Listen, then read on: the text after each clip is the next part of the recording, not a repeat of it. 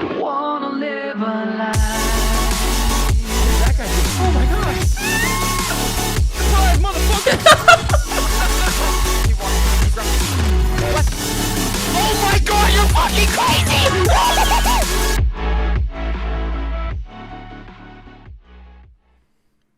What's up, you smexy individuals? My name is Birdman778 and welcome to another thematic build video. Today, we're doing a long-awaited one that I've been really wanting to do, and that is Super Saiyan AMARA. Now, before we get into the video, make sure you're checking out my Twitch channel, twitch.tv/Birdman778. That's where I work on all these different thematic builds, whether they're thematic, endgame, or just a general build as well. I stream Mondays, Wednesdays, and Fridays starting at 5 p.m. Eastern. We have other streams sprinkled between there. So make sure you're updated on my social medias, twitter.com/Birdman778, Instagram.com/BirdmanGraham. Then obviously here on YouTube, youtube.com/Birdman778. Hit that thumbs up, click the sub. Let's get into it.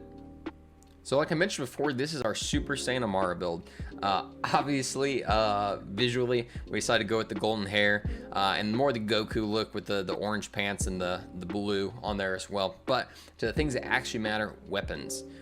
With this build, I decided to go more into shock as the main element, just because the color blue matches the Kamehamehas and Gatling guns and all different stuff that the characters in Dragon Ball do. And all of them tend to kind of have different anointments, so we're going to go weapon by weapon. Your main fighting weapon for this build is going to be the Smog. This is a consecutive hits version of it. The Smog is from Hyperion, and it does damage whenever the shields on the weapon itself are charged up. Whenever you get kills, it does more damage as well, but just think of this as the B shield put into an SMG. It's an absolute monster. It's probably one of my favorite guns at this moment. Then we're having a ×2 Kill-A-Wisp with ASE Rad, a redundant face puncher with ASE Incendiary, and then a ion cannon with 300% over 90. Now, each one of these guns intentionally is supposed to be some part of what makes a Saiyan. This is going to be more of your fast blasts that a Saiyan might do. These are going to be more orb style shots that might chain some damage, stuff like that. Face puncher is supposed to be more of that melee or part of the build, and then the ion cannon is that epic just scream that Saiyans tend to do whenever they let out that final blast that can tend to one-shot an enemy, whether it's Broly, Cell, whoever it might be. Equipment-wise, we're running a Stinger with Shock, ASE melee damage increase, a Phase Zerker with splash damage, action skill cooldown rate melee damage, a Fish Slap with ASE Shock, and then a Snowdrift Victory Rush with shock damage, magazine size, and AoE damage. Now, all of these equipments intentionally have a use as well. I wanted to go more into melee stuff as well, just because you'll see once we get in the skill tree, this is a melee phase cast build. So obviously, and the Stinger is just stupid strong right now. Whenever it breaks, it does that AoE field that lets out melee damage, and especially with AMARA, a lot of melee damage. Phase Zerker, we want to do that because we want to be able to use those rush stacks. It's something that were really built in with this build. The Fish Slap, mainly because it was a melee oriented item, but also the fact that this seriously one-shots like Proving Ground bosses. It's stupid how strong the Fish Slap is on this build. And then the Snowdrift Victory Rush, so we can get speed while also being able to get some extra boost from killing them badasses. I mean, you notice, honestly, I picked the Victory Rush intentionally because whenever Vegeta or Goku beat a badass style enemy, they tend to just like keep on going, so much damage, and it's super awesome. Now, let's head on over to the skill trees and see how we set those up. Over here on my skill trees, we're really built in green and blue, but not as much into the red tree. These +3 stacks from Anima come from our class mod. We decided to go in Infusion because, again, most of the time we're going to be using Shock as our element, so we want to be able to add some of that shock damage into our ASE element to just do more.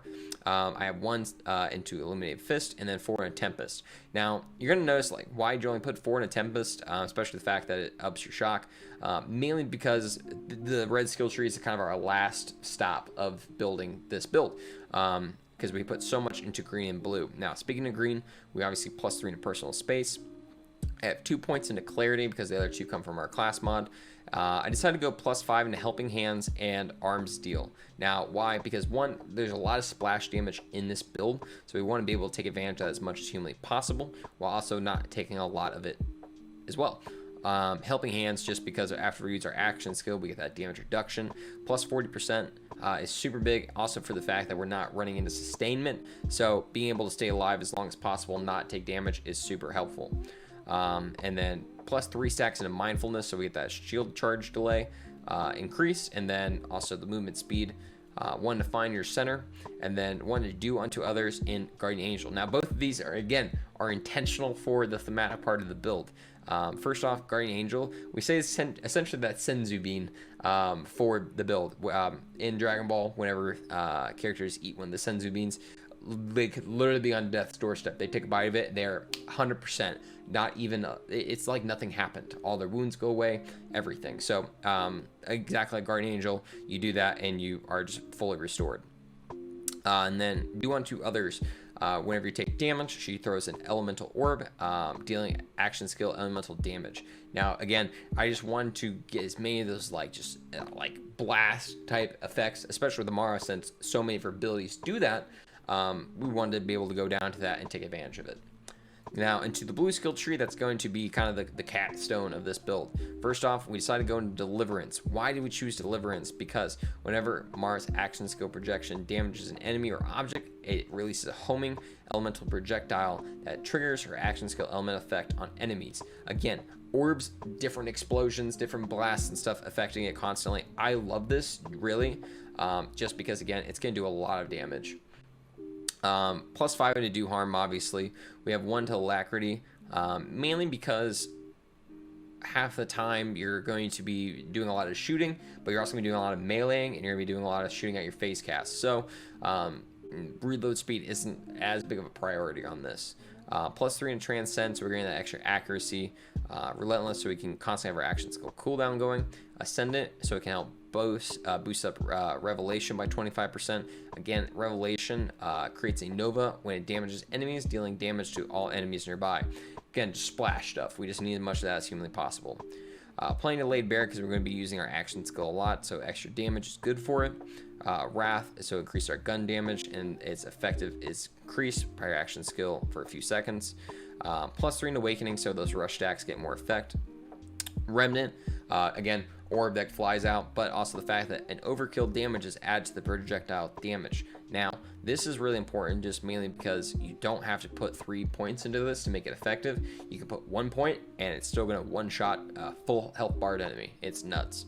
And then obviously Avatar, so we're able to shoot out that astral projection as much as humanly possible, but also the fact that it will also increase our rush stacks and give us half back on kills. So again, that's kind of a breakdown of all the skill trees. If I had to change it again, I might go a little bit farther down to here, but honestly, after working with this, I think going down farther in green was a better choice in the long run. Now let's head over to our Mayhem Modifiers and see how that helps the build. So for the easy modifier, Speed Demon, it's like kind of meta, I feel like at this point. We're getting speed from mindfulness, but also obviously with Speed Demon, we're going to get that there as well. Healy Avenger for that easy modifier. Laser Fair, because it helps you get up, especially with, like, as you can see AMARA holding right now, the Face Puncher. Essentially it's like a one shot on that and you're good to go. And then the Buddy System, because same exact thing, it's something to get yourself up. It's better than death following you around or having to deal with roguelite.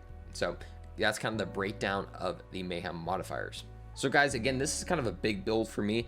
Personally, I'm a huge Dragon Ball fan. I have like 3 Dragon Ball tattoos. I mean, I like literally just got this one like last week. Vegeta, I got the Kame House on the back of my arm, and then I also have one on the back of my calf of Goku riding on a cloud. I've always really enjoyed them, and I love Dragon Ball. I mean, it's a phenomenal series. I would think a lot of times when people think of what is anime, what is mangas, what is that kind of culture and like comics and stuff, I think of Dragon Ball instantly. So being able to finally get a build where that's going, that the main center of it is awesome. And I think we're actually going to be doing one for each of the characters as well. I'm thinking the next video might be I don't know, Hit Zane, if you're familiar with Dragon Ball Super. So we'll see. But guys, make sure you stay up to date on everything, my Twitter, my Twitch, YouTube, all that stuff. Again, make sure to follow me on everything. But regardless, I hope you have a great night, day, whatever it may be. Stay smexy.